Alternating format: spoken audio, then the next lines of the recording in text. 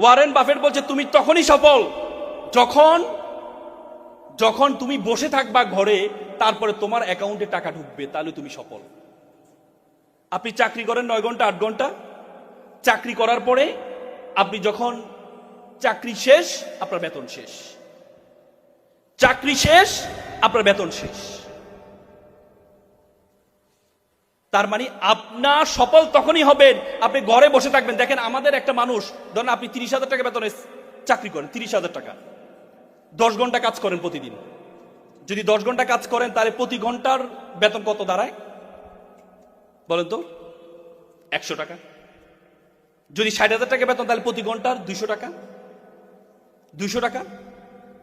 তার মানে আপনি 60,000 টাকা বেতন হলে আপনার প্রতি ঘন্টার হয় মাত্র 200 টাকা আপনার স্যালারি।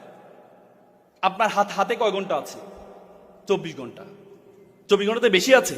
আপনার যেমন 24 ঘন্টা, ওয়ারেন বাফেটের 24 ঘন্টা, স্টিভ জবসের 24 ঘন্টা, মার্ক জুকারবার্গের 24 ঘন্টা। এই জন্য আপনাকে অন্যের 24 ঘন্টা আপনার অধীনে নিয়ে আসতে হবে। সেটা কেমন?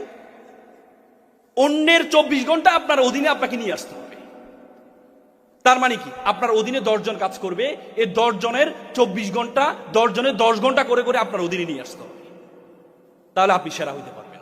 আর আপনি যদি বলেন আপনার যে ঘন্টা আছে সেটাই করে আপনি বড় হবেন, আপনি বড় হইতে পারবেন না।